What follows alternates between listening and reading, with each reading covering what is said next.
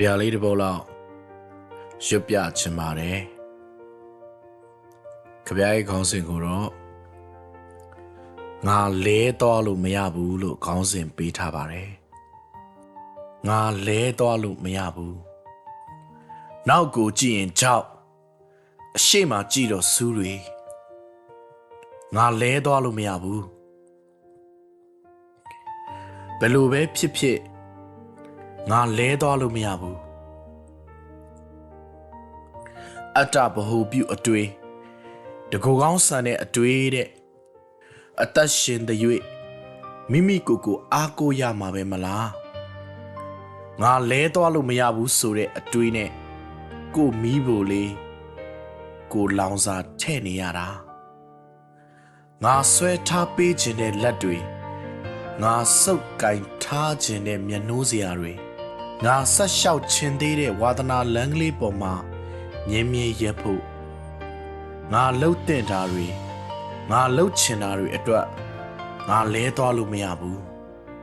ဘန်ကိုလဲဒီလိုအားတင်းခဲ့လိမ့်မယ်ဖရီဒါခါလိုလဲငါလဲသွားလို့မရဘူးဆိုပြီးသူ့ကိုယ်သူအချိန်ချင်းအားပေးခဲ့တာဖြစ်မယ်ဆရာစိုးနိုင်ရဲ့စုတ်ချက်တွေကိုကြည့်ရင်ဆရာလည်းဒီလိုအတွေးနဲ့ငါတို့ကိုအနိုင်ပိုင်းခဲ့တာဖြစ်မယ်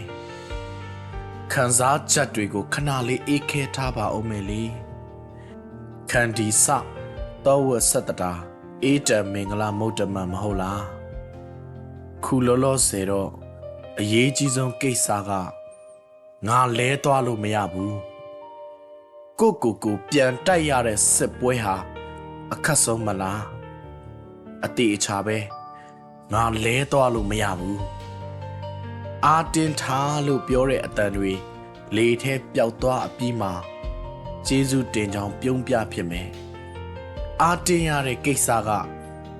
ငါကိစ္စတတ်ပါလို့ငါသိပြီးသားပဲငွေကလေးကြံရင်ငွေကလေးလောင်နေမှာပေါ့ငါလဲသွားလို့မှမရတာတင်သူပါကျွန်တော်ရဲ့ငါလဲသွားလို့မရဘူးဆိုတဲ့ကြပြလေးကိုအဆုံးထိခန်းစားနားဆင်ပေးချသူအားလုံးကိုကျေးဇူးအများကြီးတင်ပါတယ်ခင်ဗျာ